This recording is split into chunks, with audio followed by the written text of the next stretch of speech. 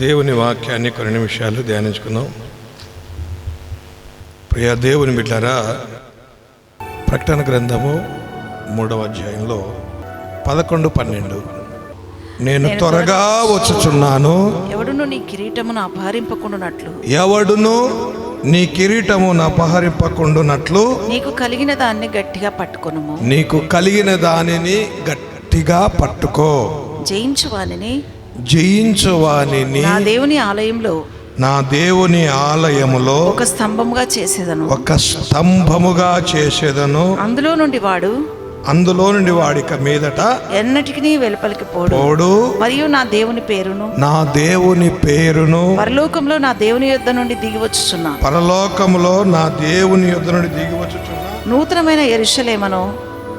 నూతనమైన యెరూషలేమును నా దేవుని పట్టణపు పేరును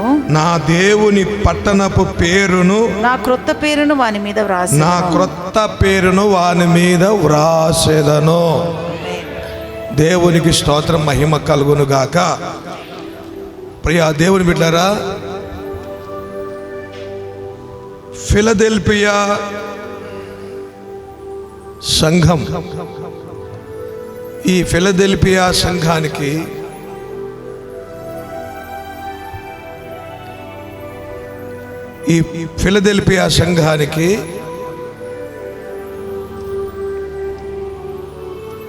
ప్రియా దేవుని బిడ్డలారా, ప్రభువైన యేసుక్రీస్తు ఏమని తెలియజేస్తున్నాడంటే, నేను త్వరగా వచ్చుచున్నాను హెచ్చరిస్తున్నాడు. దేవుని యొక్క వాక్యంలో ప్రభువైన యేసుక్రీస్తు ఆయన బోధించిన బోధలు ఏముంటాయంటే, ఒకటి, మనలో ఏదైనా తప్పులు కనపడితే తప్పులు ఎత్తి చూపించి గద్దిస్తాడు. రెండవది హెచ్చరిస్తాడు. మూడవది బహుమానాలు కూడా ఆయన తెలియపరుస్తాడు. నీకు ఈ బహుమానాలు ఉన్నాయి, నీకు ఈ బహుమానాలు ఉన్నాయి అని. ప్రియ దేవుని బిడ్డలారా, ఇక్కడ ఏమని బహుమానాలు చెప్తున్నాడంటే, జయించువానిని నా దేవుని ఆలయములో ఒక స్తంభముగా చేస్తా. Praise the lord. జయించువానిని ఒక స్తంభముగా చేస్తా. ఇక్కడ జాగ్రత్తగా గమనించి, నా దేవుని పేరు పరలోకములో నా దేవుని యొద్ద నుండి దిగి వచ్చుచున్నా పరలోకము నుండి నా దేవుని యొద్ద నుండి దిగి వచ్చుచున్న నూతనమైన యెరూషలేమును నా దేవుని పట్టణపు పేరును యెరూషలేం పట్టణపు పేరు నా క్రొత్త పేరును వాని మీద వ్రాసెదను. నా క్రొత్త పేరు వాని మీద వ్రాసెదను. దేవునికి స్తోత్రం, మహిమ కలుగును గాక. ప్రియ దేవుని బిడ్డలారా, తండ్రి అయిన దేవుని పేరు, నూతన యెరూషలేం పేరు, తర్వాత నా పేరు అతని మీద వ్రాసేదను. మీరు చూడండి, ఏ డిపార్ట్మెంట్లో అయినా సరే ఇక్కడ ఉంటాయి పేర్లు. ఇక్కడ పెట్టుకుంటారు చూడండి పేర్లు. డిపార్ట్మెంట్లలో ఎయిర్ ఫోర్స్ కానీ, మిలిటరీ కానీ, మరి డిపార్ట్మెంట్లో కానీ చూస్తే పేర్లు ఇక్కడ ఉంటాయి. అయితే దేవుడు ఏమంటున్నాడంటే, నా తండ్రి పేరు, నూతన యెరూషలేం పేరు, తర్వాత నూతన యెరూషలేం పేరు, నా పేరు అతని మీద వ్రాస్తా. 14వ అధ్యాయం ఒకసారి చూడండి, అదే 1వ వచనం చూడండి. మరియు నేను చూడగా ఇదిగో ఆ గొర్రె పిల్ల సీయోను పర్వతం మీద నిలబడి ఉండెను.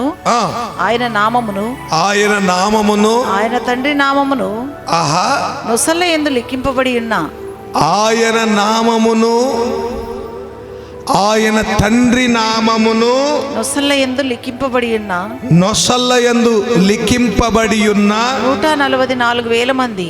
ఎక్కడ రాయబడిందంట? ప్రైజ్ ది లార్డ్, హల్లెలూయా. హల్లెలూయా. ఇక్కడ రాయబడిందంట ఆయన పేరు.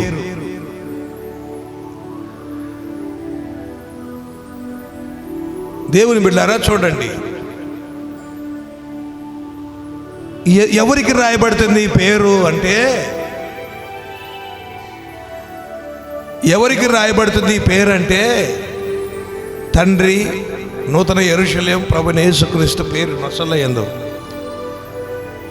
ఆ స్వభావాలు కలిగి జీవించిన వారికి రాయబడుతుంది. Praise the lord. చెప్పండి, ఎవరికి రాయబడుతుంది? ఆ స్వభావాలు, తండ్రి స్వభావం, కుమారుని స్వభావం, యెరూషలేము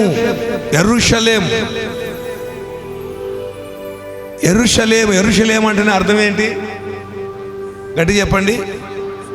సమాధానం. ఎవరికైతే సమాధానం ఉంటుందో ఇక్కడ నొసళ్ళ మీద కూడా ఆ పేరు రాయబడుతుంది. తండ్రి యొక్క, అందుకే దేవుని బిడ్డలు పరిపూర్ణతలోనికి ఎదగాలి, పరిశుద్ధతలోనికి, పరిపూర్ణతలోనికి ఎదగాలి. మనం ఊరికే వాక్యం విని వెళ్ళిపోవటం కాదు. వాక్యం విని వాటిని అనుసరించి నడుచుకొనుటకు, ప్రైజ్ ది లార్డ్, ఏం చేయాలి? వాటిని అనుసరించి నడుచుకోవాలి. ఇప్పుడు తండ్రి స్వభావం ఏంటి? మత్తయి సువార్త 5వ అధ్యాయము 48వ వచనం. మీ పరలోకపు తండ్రి పరిపూర్ణుడు. అది కనుక మీరు తండ్రి పేరు మన నొసటన రాయబడాలి అంటే, మీ పరలోకపు తండ్రి పరిపూర్ణుడు కనుక మీరును పరిపూర్ణులుగా ఉండెదరు. దేవునికి స్తోత్రం, మహిమ కలుగును గాక. ఏమంట? మీ తండ్రి పరిపూర్ణుడు. ఇప్పుడు ఆయన లక్షణం ఏంటో ఒకసారి పైన నుంచి చూస్తే ఆయన లక్షణం కనపడుతుంది. చదవండి 43. నీ పొరుగు వారిని ప్రేమించి శత్రువును ద్వేషించమని చెప్పబడిన మాట మీరు విన్నారు. నేను మీతో చెప్పినది ఏమనగా, మీరు పరలోకమందున్న మీ తండ్రికి కుమారులై ఉండునట్లు మీ శత్రువులను ప్రేమించుడి, మిమ్మల్ని హింసించు వారి కొరకు ప్రార్థన చేయండి. Praise the Lord. చాలా మంది వాక్యం తెలియని వాళ్ళు ఈ రోజున యూట్యూబ్లలో అన్ని జనులు కూడా వాక్యం ఏదో ఎక్కడో రాసింటారు. ఇప్పుడు విగ్రహారాధన చేసిన వాళ్ళను, ఆ రాళ్ళను పలగొట్టాలి, చంపాలి అని పాత నిబంధనలో ఉంది. ఈరోజు క్రైస్తవుడు ఎవరైనా రాళ్ళతో కొట్టినట్టు చంపినట్టు ఉందా? ఎక్కడైనా ఎవరైనా చంపుతున్నారా, కొడుతున్నారా? క్రైస్తవుడు ఎక్కడైనా ఆ రోజుల్లో ఐగుప్తు దేశంలో వాళ్ళ యొక్క క్రియలు చెడిపోయిన క్రియలు. పిల్లల్ని కూడా బలులు అర్పిస్తున్నారు రాయి రప్పలకు. పాపముతో నిండిపోయారు. అందుకనే దేవుడు ఏం చేశాడు? వాళ్ళందరినీ తుడిచిపెట్టాడని చెప్పాడు. అయితే కొత్త నిబంధనలో శత్రువును ప్రేమించు. ఆయన మనసు చూడండి. శత్రువును ప్రేమించండి, వారికి మీ పరలోకమందున తండ్రికి మీరు కుమారులైనట్లు శత్రువులను ప్రేమించండి, మిమ్మల్ని హింసించు వారి కొరకు ప్రార్థన. Praise the Lord. తండ్రి ప్రేమ నొసట యందు మనకు ఆయన పేరు రావాలంటే ముందు ఏం చేయాలా? శత్రువుల కొరకు ప్రార్థన చెయ్యాలి. ఇది ఈ పరిపూర్ణత వచ్చినప్పుడే మన నొసటన ఆయన పేరు రాయబడేది. ఈ పరిపూర్ణత ఉండాలి. మనం మామూలుగా మనకు ఇంటి పక్కలనో ఇంట్లోనో బయటనో శత్రువులు ఎందరో ఉంటారు. ఎక్కడ రాళ్ళు తీసుకుని కొట్టి చంపాలని చెప్పలే. వాళ్ళని ద్వేషించండి అని చెప్పలే. దేవుని ప్రేమ, వారిని ప్రేమించండి, వాళ్ళ కొరకు ప్రార్థించండి. కానీ ఎక్కువ శాతం మనం బాధపడడమో, మనసులో పెట్టుకోవడమో, కోపం గిచ్చుకోవడమో చేస్తుంటారు. తండ్రి నొసటవ తండ్రి పేరు ఎలా వస్తుంది, ఎవరికి రాయబడుతుంది అంటే ఆ పరిపూర్ణతలోనికి నడిచిన వారు. ఆయన పరిపూర్ణతలో ఏంటి? ఆయన పరిపూర్ణత ఇక్కడ క్లియర్గా చెప్తాడు. శత్రువును ఆయన ప్రేమించమని చెప్తున్నాడు. ఆయన చదవండి, ఇంకా చదవండి. ఆయన చెడ్డవారి మీదను మంచివారి మీదను సూర్యుడిని ఉదయింపజేస్తున్నాడు, నీతిమంతుల మీదను అనీతిమంతుల మీదను వర్షము కురిపిస్తున్నాడు. మీరు మిమ్మల్ని ప్రేమించే వారిని ప్రేమించిన ఎడల మీకేం ఫలము కలుగును. సుంకరులను అలాగ చేయుచున్నారు కదా. మీ సహోదరులకు మాత్రం వందనం చేసిన ఎడల మీరు ఎక్కువ చేయుచున్నదేమి? అన్యజనులను అలాగ చేయుచున్నారు కదా. మీ పరలోకపు తండ్రి పరిపూర్ణుడు గనుక మీరును పరిపూర్ణులుగా ఉండేదరు. అది వారి గురించి ఏం చేయమన్నాడు? ప్రార్థన చేయండి. దేవునికి స్తోత్రం, మహిమ కలుగును గాక. ఆయన పరిపూర్ణతలోనికి వెళ్ళాలి, నడవాలి. చూడండి, యోబు గ్రంథంలో ఒక మంచి మాట ఉంటుంది. యోబు గ్రంథం 23వ అధ్యాయంలో 23వ అధ్యాయం 11వ వచనం. నా పాదములు ఆయన అడుగుజాడలు విడవక నడిచినవి. ఆయన అడుగుజాడలు విడవక నడిచినవి. నేను ఇటు అటు తొలగక ఆయన మార్గం అనుసరించి తిని. నా పాదములు ఆయన అడుగుజాడలు విడవక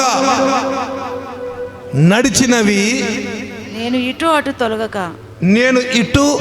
తొలగక ఆయన మార్గం అనుసరించి తిని. దేవునికి స్తోత్రం, మహిమ కలుగును గాక. ఆయన పెదవుల ఆజ్ఞ నేను విడిచి తిరగలేదు. ఆయన నోటి మాటలను నా స్వాభిప్రాయం కంటే ఎక్కువగా ఎంచితిని. ఆయన అడుగు జాడలు. యేసు ప్రభు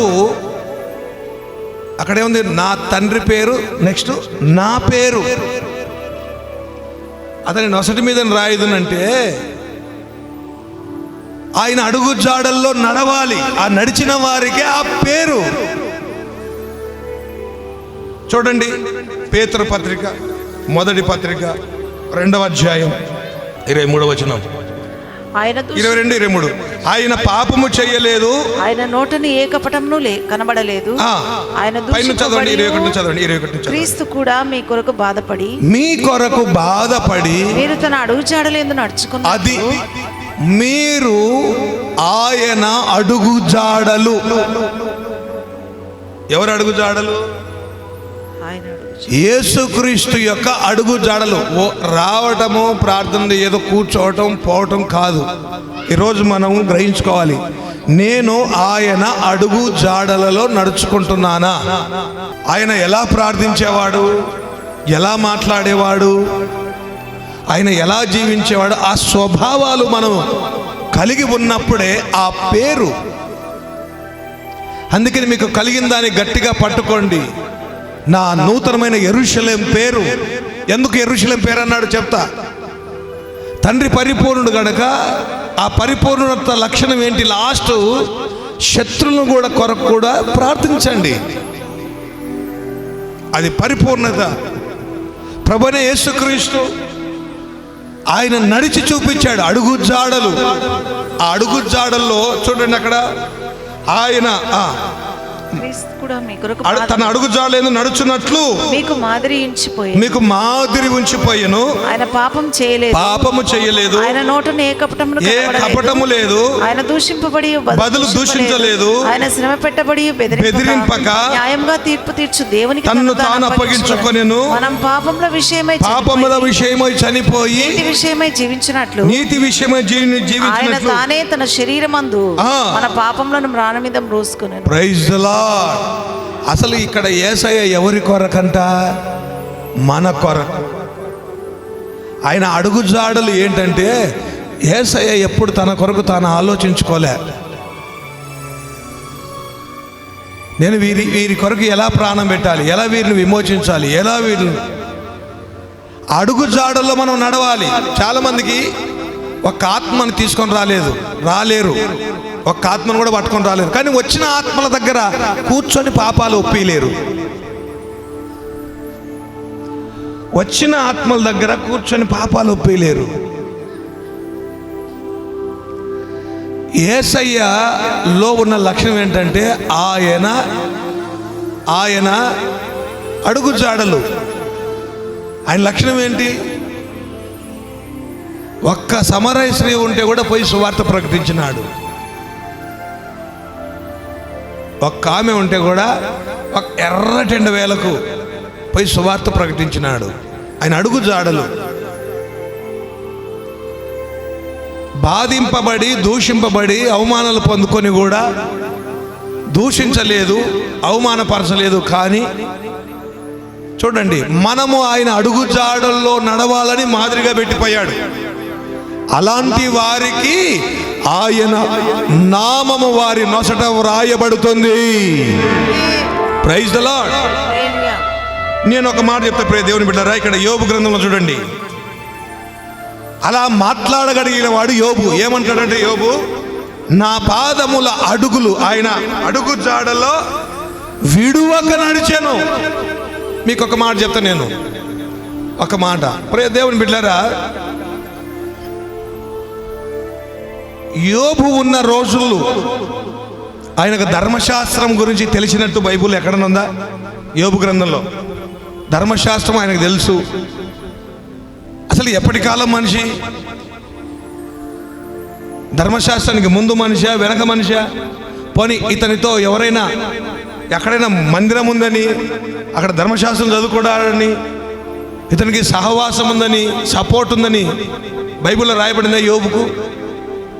క్రీస్తుకు పూర్వం అంటే ధర్మశాస్త్రం యోగ ముందు నుంచే యోబు ఉన్నట్లుగా మనం చూస్తాం. మరి యోబుకు ఎవరు చెప్పారు ఆయన అడుగు జాడల్లో నడవడానికి? దేవుని అడుగు జాడల్లో నడవడానికి యోబుకు ఎవరు చెప్పారు? పిల్లలు పోయారు, పిల్లలు చనిపోయారు, గొర్రెలు మందలు చనిపోయాయి, అన్ని పోగొట్టుకున్నాడు. కానీ ఏమంటున్నాడు? నేను వెళ్ళే మార్గము నా యేసుకే తెలియును, నేను వెళ్ళే మార్గము నా యేసుకే తెలియును. ఆమేన్, హల్లెలూయా. ఎంత ఖచ్చితంగా చెప్తున్నానంటే, నా పాదములు ఆయన అడుగు జాడలో విడువక నడిచినవి. Praise the lord. యోబు గురించి కొత్త నిబంధనలో ఒక ఆయన సాక్ష్యం ఇస్తాడు. ఎవరు ఆయన? యాకోబు భక్తుడు. చూడండి, యాకోబు భక్తుడు ఏమని సాక్ష్యం ఇస్తాడు? 5వ అధ్యాయం 11వ వచనం. సహించిన వారిని ధన్యులు అనుకొనుచున్నాం కదా, సహించుకున్న వారు ధన్యులు అనుకొనుచున్నాం కదా. మీరు యోబు యొక్క సహనమును గురించి మీరు వింటిరి. ఆయన ఎంతో జాలి కనికరము గలవాడని మీరు తెలుసుకుని ఉన్నారు. ఏమంట? జాలి కనికరము గలవాడని, జాలి కనికరం గలవాడని. ప్రియ దేవుని బిడ్డలారా, చూడండి, యోబు దేవుని అడుగు జాడల్లో నడుచుకున్నాడు. రెండవ దినవృత్తాంత గ్రంథంలో ఒకసారి చూడండి, 17వ అధ్యాయం 3వ వచనం. యెహోవా అతనికి సహాయుడై ఉండగా యెహోషాపాతు తన తండ్రి అయిన దావీదు ప్రారంభపు దినములలో నడిచిన మార్గమందు నడుచుచు. చూసారా, దావీదు ప్రారంభ దినాల్లో బాగున్నాడంట. దావీదు ప్రారంభ దినాల్లో, కొంతమంది చూడండి ప్రారంభ దినాల్లో బాగుంటారు, ప్రారంభ దినాల్లో బాగా నడుచుకుంటారు, బాగా నడుస్తారు, ఉపవాసం ఉంటారు, ప్రార్థన చేస్తారు. ప్రారంభ దినాల్లో చాలా బాగుంటారు. దావీదు కూడా అట్లే ప్రారంభ దినాల్లో బాగున్నాడు, బాగా నడుచుకున్నాడు. కానీ ఏమైపోయింది? యుద్ధానికి పంపే వాళ్ళని పంపాడు. ఈయనేమో మిద్దె మీద నిద్రపోతున్నాడు. చూడండి, తర్వాత మర్డర్ చేశాడు, తర్వాత వ్యభిచారంలో పడిపోయాడు. తర్వాత ఏం జరిగింది? తర్వాత తాపినాడు, మందు కూడా పంపించినాడు, సప్లై చేసినాడు మందు కూడా. ప్రారంభ దినాల్లో దావీదు బాగా నడుచుకున్నాడంట. కొంతమంది ప్రారంభంలో బాగా అణిగి మణిగి చాలా అణిగి ఉంటారు. ఒక కుటుంబంలోనైనా సరే, అత్తమామ కాడైనా సరే, భర్త కాడైనా సరే, సంఘంలోనైనా సరే కొంతమంది పాత జీవితాన్ని మర్చిపోతారు, పాత బ్రతుకులను మర్చిపోతారు. ఒకప్పుడు ఎలా ఉండేది, ఒకప్పుడు ఎలా నా కుటుంబం ఉండేది, ఒకప్పుడు నా జీవితం ఏంటి, ఒకప్పుడు నా పరిస్థితులు ఏంటి, ఒకప్పుడు పుట్టింటికి ఇప్పుడు అత్తగారింటికి వచ్చినప్పుడు ఎట్లా ఉంది పరిస్థితి, ఎలా ఉండేదానివి, ఎలా ఉండేవాడివి, ఒకప్పుడు భార్యతో ఎలా జీవించేవాడివి, భర్తతో ఎలా జీవించేవాదానివి,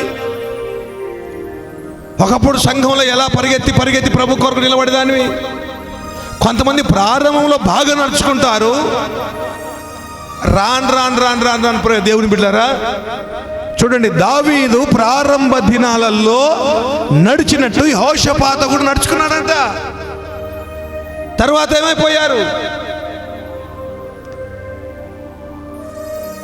ఈరోజు ఫ్యాషన్లు అయిపోయినాయి. రక్షణ పొందిన తర్వాత అమ్మాయిని ప్రేమించడం, రక్షణ పొందిన తర్వాత అబ్బాయిని ప్రేమించడం, రక్షణ పొందిన తర్వాత ఈరోజు ఫ్యాషన్లు అయిపోయినాయి. ప్రియ దేవుని బిడ్డలారా, ప్రారంభములో నడిచినట్టు యెహోషాపాతు, అందుకే హెచ్చరిస్తున్నాడు దేవుడు, ఈ పరిపూర్ణత మనలో అందుకే పౌలు గారు కూడా ఏమంటారు తెలుసునా? క్రీస్తు యేసు పోలిన బట్టి మేము నడుచుకొనుచున్నాము. Praise the lord. ఆయనను పోలి నడుచుకుంటే, ఆయన అడుగుజాడలు నడుచుకుంటే నొసటన ఆయన పేరు వ్రాయబడుతుంది. ఇంత క్లియర్గా ప్రభు చెప్పాడు. మూడవది, నా మందిరం పేరు అతని మీద ఉంటది. నా తండ్రి యొద్ద నుండి దిగి వస్తున్న నూతన యెరూషలేం పేరు, అది మనకు తెలిసిన పేరు. ఇంకా ఆ తర్వాత ఏం పేరు ఉంటుందో మరి. ఆ పేరు ఇక్కడ ఉంటుందంట. ఎందుకు తెలుసునా? ఆయన మందిరం కొరకు ఎవరైతే ప్రయాసపడతారో, ఆయన సంఘం కొరకు ఎవరైతే దిగులు చేస్తారో, పౌలు గారు అంటారు, నాకు సంఘమును పట్ల ఇంకా ఎన్నో చింత గలదు, ఎంతో దిగులు గలదు. సంఘం పట్ల చూడండి ఉంటుందా మాట. దేవునికి స్తోత్రం, మహిమ కలుగును గాక. రెండవ పత్రిక 11వ అధ్యాయంలో 28వ వచనం, ఇవిను గాక సంఘములన్నిటిని కూర్చిన చింతయు కలదు, ఈ భారము దినదినమును నాకు కలుగుచున్నది. దినదినము ఈ భారం కలుగుచున్నది. ఎవడైనను బలహీనుడాయన, చూడండి, దేవునికి స్తోత్రం, మహిమ కలుగును గాక. ఎవడను బలహీనుడైతేనా, నేను బలహీనుడు గానా? ఎవడైనను తొట్టుపడేనా, నాకు మంట కలగదా, నాకు మంట కలగదా? అతిశయపడవలసి ఉంటే నేను. చూడండి, ప్రభు నందు దేవుని బిడ్డారా, పౌలు సంఘమును గురించి, యెరూషలేమును గురించి, మందిరం గురించి, మందిరమును గురించి ఎవరికైతే ఆసక్తి, ఆశ మందిరం గురించి ఉంటుందో వారి నొసట ఎవరి పేరు ఉంటుంది? పరలోకం నుండి దిగి వచ్చుచున్న నా దేవుని యొద్ద నుండి దిగి వచ్చుచున్న ఆ యెరూషలేం పేరు, ఆ యెరూషలేం మరి నూతన మందిరం యొక్క పేరు వారి నొసటన వ్రాయబడునుగాక. Praise the lord. హల్లెలూయా. ఒక తీర్మానం చేసుకుందాం, పరిపూర్ణతలోనికి మనం నడవబడాలి. యోబు అడుగుజాడలు, దేవుని అడుగుజాడలు విడవకుండా నడిచాడు. అతని రోజుల్లో ఎవరైనా చెప్పేవాళ్ళు ఉన్నారా? ఎవరైనా చెప్పేవాళ్ళు ఉన్నారా? కానీ ఈరోజు మనకు ఇన్ని విధాలుగా ఉన్న దేవునితో నడవలేకపోతున్నాం.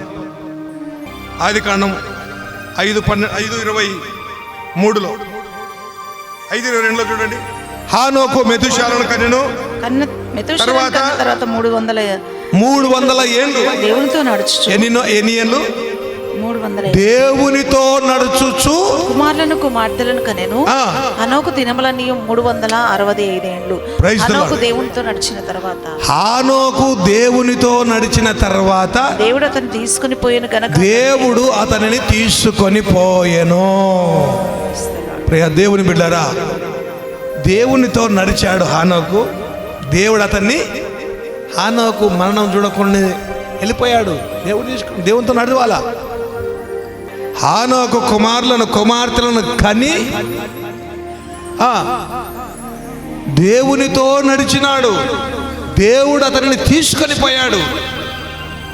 కాబట్టి ఆయన పేరు, తండ్రి పేరు, కుమారుని పేరు, మందిర నూతన యెరూషలేము పేరు మన మీద వ్రాయబడును గాక. ప్రార్థన చేసుకుందాం. పరిశుద్ధమైన తండ్రి, మహోన్నతుడా, సర్వాధికారి, నీకు స్తోత్రం చెల్లిస్తున్నాను ప్రభా. నీకు ఉచితమైనటువంటి కృపను బట్టి, నీ ప్రేమను బట్టి నేను మమ్మల్ని అందరినీ కూడా జీవంతో ఉంచి మరొకసారి నీ పాద సన్నిధిలో చేరి నేను స్తుతించి కనపరిచే భాగ్యం ఇచ్చినారు.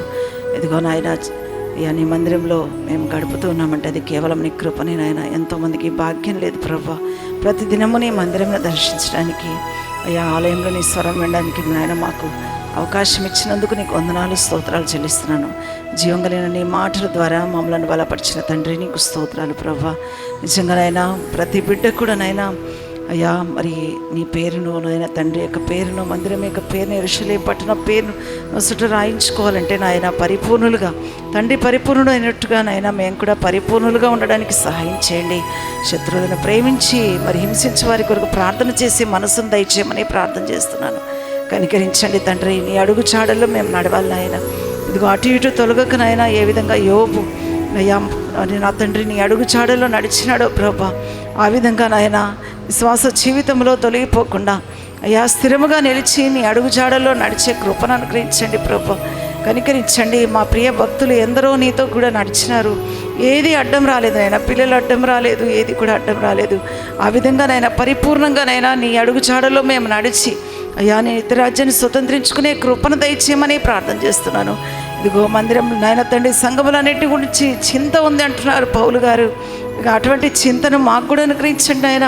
నీ మందిరంలో పరిచర్య నిమిత్తం అనేక సమస్యల విషయమై చింత కలిగి నీ సన్నిధిలో భారం కలిగి ప్రార్థించేటువంటి కృపను అనుగ్రహించమని ప్రార్థన చేస్తూ అయ్యా నూతనమైనటువంటి యెరూషలేములో మేము కూడా నాయన తండ్రి నువ్వు ఇచ్చేటువంటి పేరును ధరించుకొని నామాన్ని కనపరిచే కృపని ఇవ్వమని ఇతమని ఈ మాటలన్నీ కూడా ప్రతి హృదయంలో మీరు నీరు కట్టి ఫలింపచేసి మహిమ పొందుకొనమని యేసు నామములో అడుగుచున్నాను తండ్రి. ఆమేన్.